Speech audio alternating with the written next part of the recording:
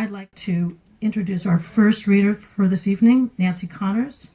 Nancy is a fiction student in Philip Schultz's master class. Her work has appeared in Midwest Poetry Review, Passengers, and other publications. Welcome, Nancy.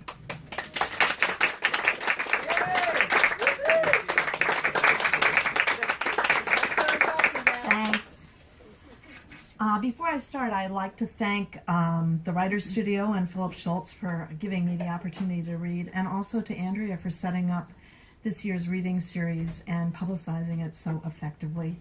And thanks to all of you for coming. Saving Gia.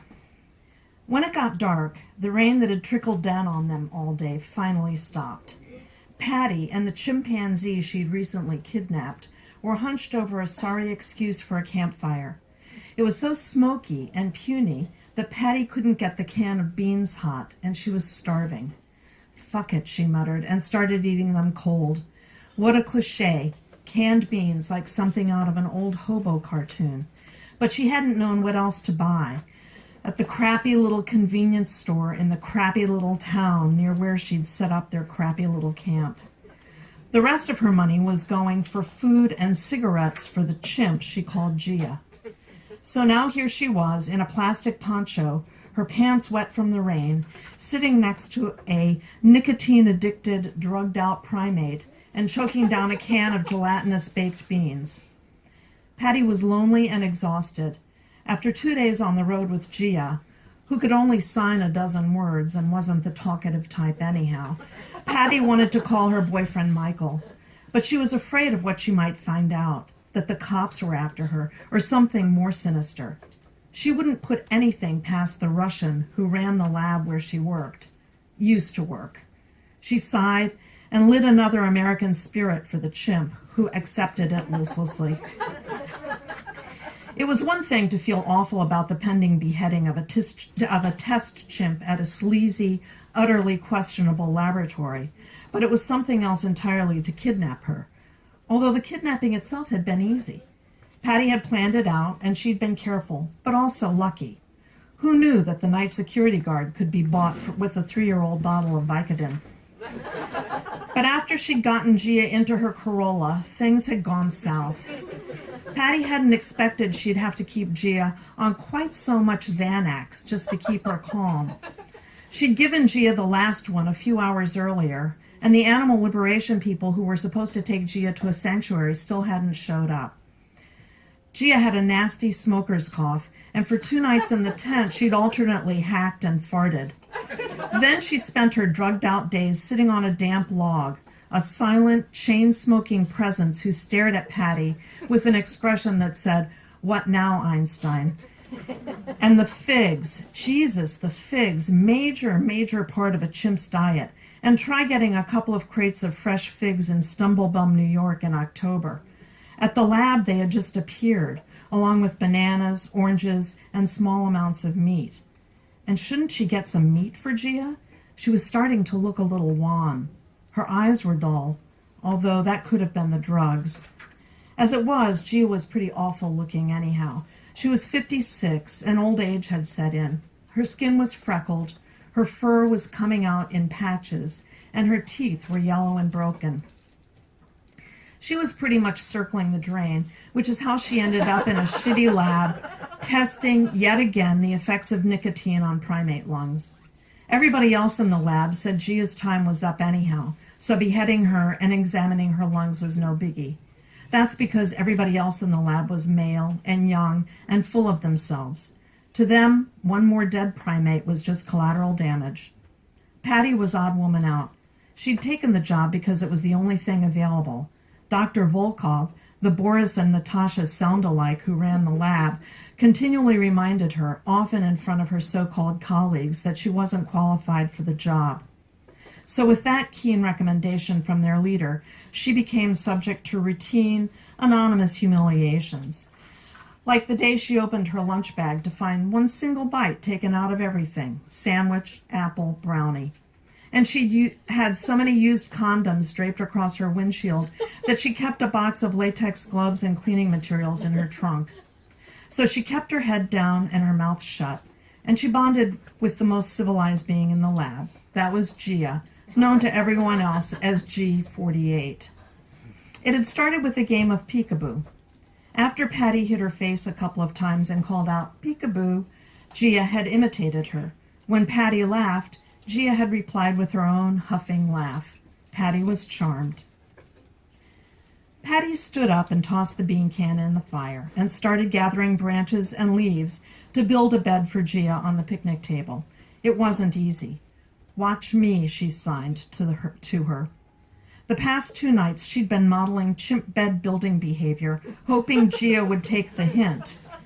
Patty wove a clumsy layer of pine boughs and ironwood branches on the table, while Gia sat on the ground like some big-bellied pasha, a wet plaid blanket around her shoulders, a red rain hat perched on her head, and a cigarette dangling from her lips.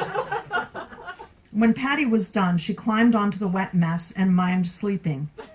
Gia stared at her for a moment, took a last drag from her cigarette, and signed, "Patty, stay there." Then she loped into their small tent, which was sagging badly, the metal tent stakes listing in the mud. God damn it.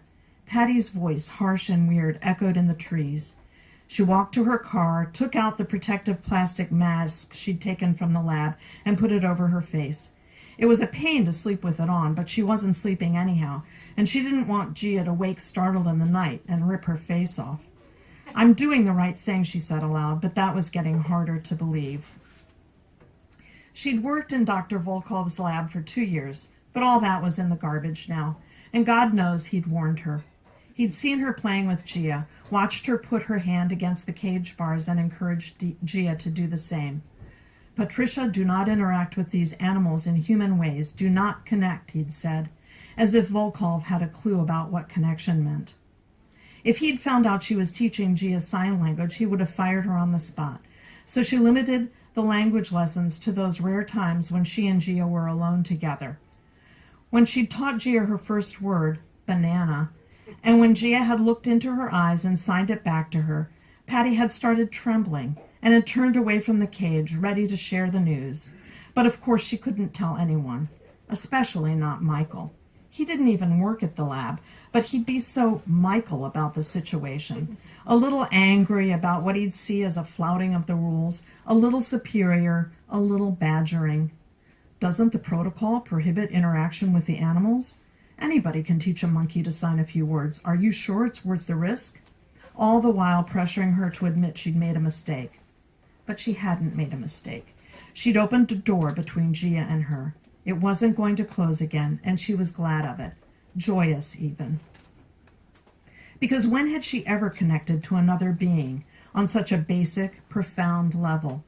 Banana, water, you, me. After that, words came to Gia as quickly as Patty could find time to teach them.